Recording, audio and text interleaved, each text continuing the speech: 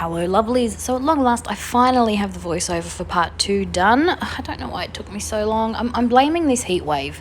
It has been too hot to do anything except just sit in front of the aircon. But anyway, so for part 2 we're going to put together all the signatures. So if you haven't seen part 1, I'll link to it below in the not in the comments, in the description. So basically in part 1 all we did was I made my cover. I explained about my journal and then I made my cover. So the cover's all done, ready to go, and now I'm making my signatures. Now the signatures is the paper that you put inside a junk journal, basically. So I am using pretty much anything that's in my art room. So I do have a stash that I save. This is the book that I actually made the cover from, and so I'm pulling out some of the pages from that. You'll see that I'm pulling out the individual pages, and I'll show you how I put them in my journal in a minute. Everything else, it tends to be bigger pieces that are together that I can put in the middle of my, fold in half and put in my journal. Now I can fold these in half, but I don't want to fold them through the middle. I want to have pages like this. So basically all I do is I get some washi tape, tape it together, and then I've got a piece that I can fold in half for my journal. So some of the other things I have is I've got some color dyed paper, there's some tea dyed paper, there's some lined paper, I've got tracing paper in here, I've got doilies. You can use pretty much anything. And like I said, I have a stash that I have a drawer where I just put random bits of collage paper. This was a package that I got wrapped up, like it was the tissue paper that was wrapped around a package, so I keep that. As you can see, I'm just cutting it down to fit into 3 signatures. I'm going with 3 signatures. I tend to try and keep some of the papers the same in my 3 signatures, so you'll see that I've got 3 bits of book paper, so 1 for each signature. I used to do a lot of gel printing when I first got my gel plate, so there's a lot of those that are just sitting in my my craft totes, so I use those. That piece there is a piece where I used to run off my brayer and clean it, a piece of dictionary paper. So once I've picked all my papers, I'm going to roughly measure them so that they're going to fit. So I'm using the book as a guide.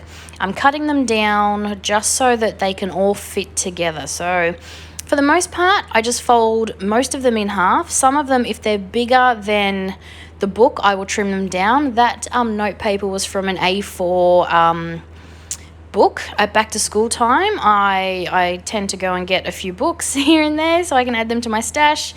So that was one of those. I tea dyed that, but everything else just pretty much gets folded in half, and then I put it inside to make my signature. There's a piece of random book paper that's folded the other way, so it's smaller. Some dyed papers. I use a lot of sprays. I don't just tea dye. I like to dye my papers in colours. I like bright colours. So I've got a lot of papers where I've used ink sprays. So I'm putting them all together in the signature, roughly where I want them to be for each in the book itself. So I'm putting them all inside each other, and I'm just measuring them all up, making sure they're all where I like them, and happy with the set that I have. Okay, so my signatures are done. I probably could put more in them, but I don't know. So when I make up my signatures, I use pretty much anything. Now, a traditional junk journal, of its name, is made of junk mail, pretty much anything. And sometimes I put stuff like that in, but for the most part, I have. So you would have seen from the first part of the video, I got some paper from the actual book itself that I have chopped up. And I just pulled out some pages, and I've used that. And all I did is I have washi taped them together so I could fold them in half and make my signatures. So I've got some book paper in here. I've got regular print paper, magazine paper. Basically, I have a stash. I have a drawer full of all different kinds of paper. This is only some. Full of different kinds of paper. Tracing paper, baking paper, hand-dyed papers, sprayed papers. I've got a lot of gel prints as well, because I gel print. So, you know, papers from, this was when I made my Christmas journal a couple of years ago. I used bits of the book, pretty much anything. So I get, you know, what's this, like random bits of anything. So collage paper, tissue paper, pretty much. I've got matte paper. I think this is a bit of an old catalog. I don't even know. A lot of collage fodder. There's the boys' books come home at the end of the year, and I take the paper out of those, the spare paper. A lot of journal prints and a lot of gel prints. I've got atlas papers, pretty much anything, any bit of paper that I think will work. And then I put together my signature. So what I do is I get my paper out and I just put them in groups, and then I just put them together, starting from the middle. I just wrap them around each other. Now look, they're all different sizes, they're all different shapes, they're not all equal, but right now that's not the problem. It's not an issue right now. First, I just want to get my signatures together. So I'm going with 3 signatures in this book, so I've got my 3 signatures. Yes, they're all sticking out, they're all different lengths. 1, not a big issue. You'll see I have some small pieces in there. 2, I know that because this is taken from the book, I know that this is probably the width I should work with. So some of them sticking out, but I'll just literally go along with my trimmer and trim that down. This is the part I hate. This is the part that I can never really film and convene properly. This is the stitching in of the journal, stitching it all in. So I can't sew. I am not a sewer, but I can stitch these in. I can do a pamphlet stitch and get these in. It's a bit of a pain. I don't have the best needle. I do use linen thread. I do use waxed linen thread. I bought this specifically for my journals. I have a needle, and then basically I sew these in. It is a simple pamphlet stitch. Trying to explain that is difficult, especially when you're not a sewer, but basically I go in through the middle. So I use 3 holes, and I will show you all this, but basically what I'll do is I'll get my spine. I will make a template. It's best to make a template the size of your cover and poke holes in it so you know all your holes are going to be in the same place. And then I'll go along and I'll do 3 sets of 3. So I'll do 3 down, that way, and that way. And then each signature will sew into 1 set of 3. And then I'll sew from the middle and go up the top, back through the middle, down and back through, and then tie a knot. Sounds complicated, but it's really not. If I can do it, trust me, you can. And it's that simple. You just stitch all these in. I'm not the best at it, so it doesn't bother me if sometimes my signatures are a little skewy, if my lines aren't straight. I'm getting better at it, but again, it's been a couple of years since I've made a journal. Also, what was I going to say? Yes, so I will show you this part because this is the part that's important. So right now you'll see all of my pages are all over the shop. So what I'll do is, and I'll film it, I'll go through and I'll line them all up. Because they're all different sizes, I'll line them all up roughly in the middle, from the middle where I want them all, so that when I stitch them together, they're gonna hold. All right, let's go do some sewing. Okay, so like I said, this is not as complicated as I'm probably going to make it sound.